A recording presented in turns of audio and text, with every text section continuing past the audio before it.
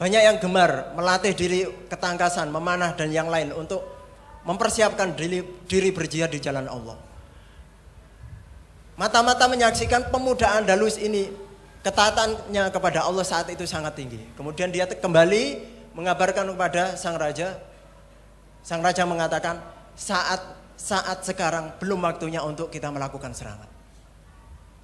Kemudian diutus kembali di kesempatan yang kedua untuk menyaksikan bagaimana kondisi para pemuda Andalusia. Di kesempatan yang kedua melihat para pemuda seperti pada kesempatan yang pertama. Di kesempatan yang ketiga, sang mata-mata ternyata menyaksikan, ternyata ada seorang pemuda sedang menangis di tepi sungai. Dia menangisi pacarnya saat itu. Sekarang saatnya kita melakukan serangan terhadap Andalusia. Dan saat itu hingga saat ini Andalusia tetap dalam cengkeraman para penjajah. Kita tidak memiliki apa-apa di sana.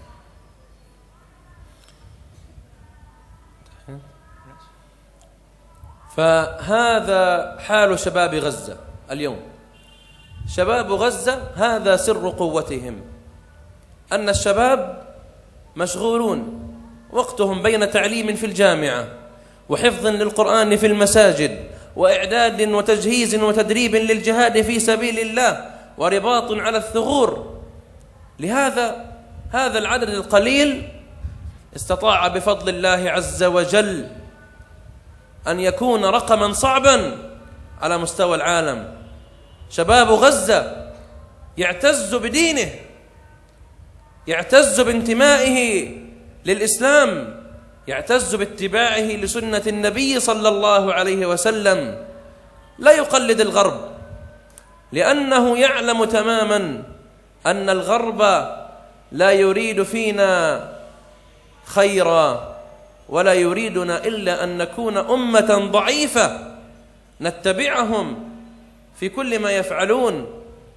ولكننا كشباب مسلم لنا شخصيتنا، نعتز بديننا، نحب كتاب ربنا، نحفظه، نتبع سنة نبينا صلى الله عليه وسلم. Sedangkan kondisi para pemuda Gaza saat ini, para pelajarnya, di mana mereka ketika siang harinya mereka masuk ke universitas, selanjutnya mereka masuk ke masjid, kemudian menghafal Al-Quran. Mereka juga melatih ketangkasan untuk melakukan perlawanan. Mereka siap untuk ditempatkan di tempat-tempat perbatasan untuk menghalangi masuknya tentara penjajah Zionis ke wilayah Gaza. Demikian sesungguhnya rahasia kekuatan yang dimiliki oleh perlawanan di wilayah Gaza. Mereka kuat dengan kedekatan mereka dengan Al-Quran. Mereka kuat karena ibadah mereka. Mereka kuat karena mereka mengikuti sunnah Rasulullah SAW. Dan ini yang tidak diinginkan oleh Barat, sehingga mereka melakukan upaya-upaya untuk menjauhkan para pemuda Muslim dari kekuatan-kekuatan inti mereka sesungguhnya, yaitu Al-Quran dan ketaatan kepada Allah Subhanahu Wa Taala. Dan hal ini kita tetap bertahan untuk tetap beristiqomah dalam dekat dengan Al-Quran dan dekat dengan ketaatan terhadap Allah Subhanahu wa Ta'ala. لذلك آن الأوان ومن اليوم ليقوم كل واحد منكم بدوره من أجل فلسطين. الشباب يقوم بإكمال تعليمهم والتفوق بذلك بحفظ كتاب الله، بجمع التبرعات ولو بشيء يسير من مصروفهم، كما يفعل أطفال فلسطين رغم ضيق الحال. إعلام الناس عن أخبار أهل فلسطين وعن الخطر المحدق بالمسجد الأقصى المبارك. كذلك الأخوات دوركن كبير، وأنا أقول دائما أن المرأة هي كل المجتمع وليس نصف المجتمع. المرأة في فلسطين مرأة مجاهدة، أنتم عليكم دور كبير في تنشئة الجيل القادم، تحثونهم على حب الله وعلى حب رسول الله وعلى حب الجهاد، تربونهم على العزة والكرامة، تعلمونهم أن لكم بلادا مسلوبة واجب عليكم تحريرها. Sekaranglah kita memulai untuk melakukan aktivitas kegiatan dalam rangka menolong saudara-saudara kita di Palestina sesuai dengan kemampuan kita dan apa yang kita miliki. Kalau kita pelajar, maka kita perlu meningkatkan kualitas ilmu kita. Kita mengikuti jenjang pendidikan kita, kemudian kita banyak berinteraksi dengan Al-Quran. Lebih-lebih peran kaum wanita. Kalau di sana ada ungkapan bahwa wanita itu adalah separuh dari masyarakat, namun bagi rakyat Palestina, wanita itu adalah seluruh masyarakat. Di mana wanita mempersembahkan anak-anak mereka untuk melaksanakan jihad di jalan Allah. Dan inilah yang perlu dilakukan oleh para muslimah kita, di mana yang akan datang mereka akan menjadi ibu, akan memiliki anak, sehingga perlu mengajarkan kepada putra-putra mereka tentang ada suatu negeri kita yang saat ini sedang dijajah oleh penjajah Zionis, dan kita harus memiliki upaya untuk membebaskan tanah kita itu dari jajahan mereka. فلو قام كل منا بدوره فإنني أبشركم أنه وكما فتح المسجد الأقصى المبارك أمير المؤمنين عمر بن الخطاب رضي الله عنه، وقد نال هذا الشرف وهو عربي، ثم جاء من بعده صلاح الدين الأيوبي وهو رجل كردي ليحرر المسجد الأقصى المبارك وينال هذا الشرف. إن قام كل بدوره سيأتي إن شاء الله رب العالمين قائد يقود جيوش التحرير لفلسطين والمسجد الأقصى المبارك، يكون قائدا إندونيسيا إن شاء الله.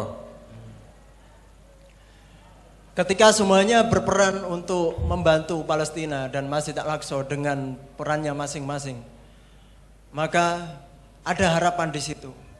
Di mana kalau dulu di awalnya Masjid Al-Aqsa itu dimerdekakan oleh Khalifah Umar bin Khattab, beliau adalah orang Arab.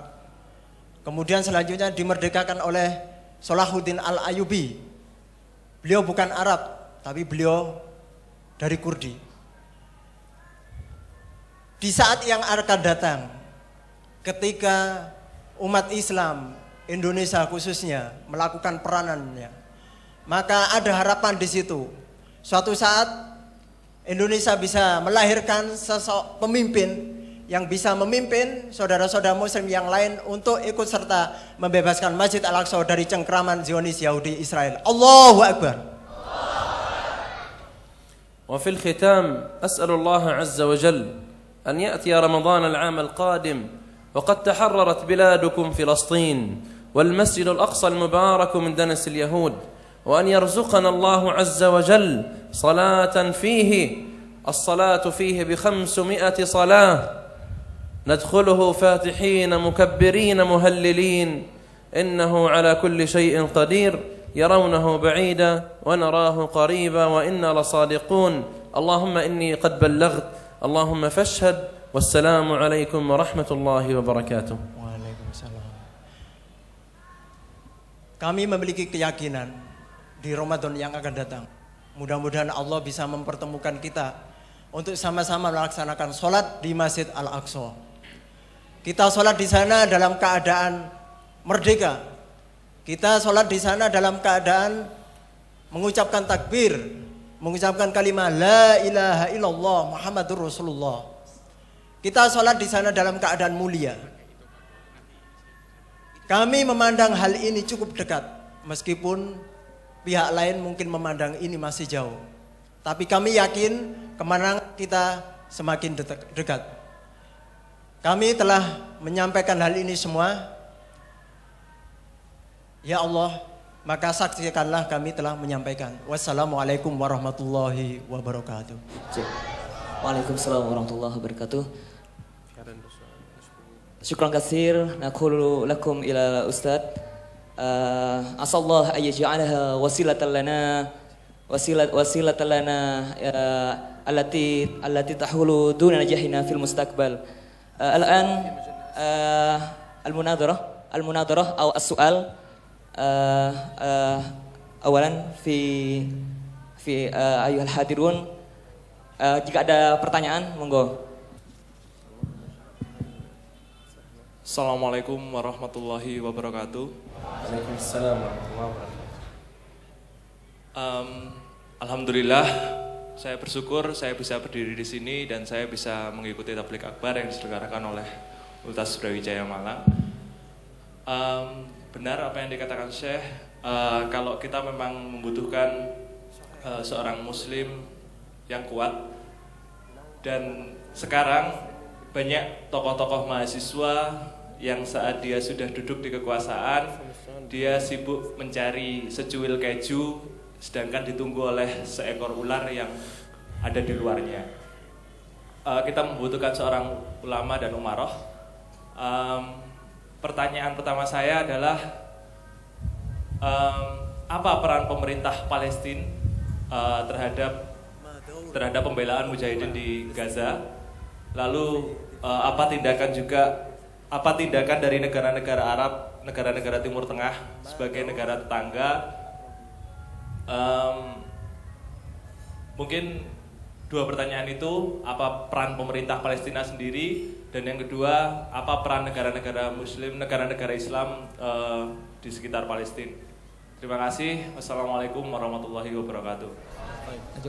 هذا يحتاج إجابة طويلة شوي. حقيقة أشكرك في البداية على هذا السؤال.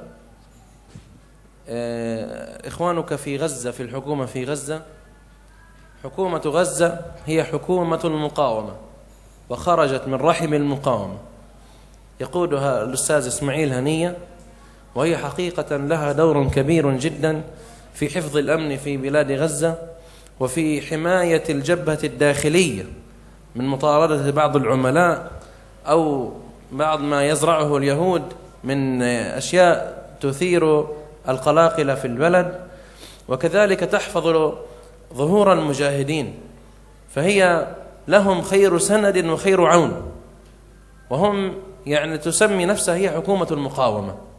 ولذلك دور حكومة غزة دور حقيقة يشكر عليه كثيرا ودور رائد، بل نجد أن وزراء حكومة غزة هم أكثر من يقدم في سبيل الله. يعني تجد الوزير يستشهد أبناؤه ويخصف بيته وسيارته ويلاحق ويمنع وهكذا. فهم في غزة بفضل الله عز وجل رغم الصعوبات إلا أنهم يعني بقدر ما يستطيعوا يحاولوا أن يذللوا هذه الصعوبات على أهل قطاع غزة. Pemerintah, khususnya pemerintah Gaza, adalah pemerintahan perlawanan, di mana pemerintahan ini lahir memang dari perlawanan yang saat ini dipimpin oleh Dr. Ismail Haniyah.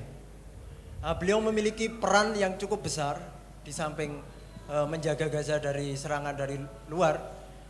Di masalah intern, peran Dr. Ismail Haniyah cukup besar, di mana beliau melakukan pembersihan total wilayah Gaza dari unsur-unsur yang membuat Gaza ini kacau, seperti mata-mata Zionis atau yang lainnya yang memang menginginkan kekacauan di wilayah Gaza.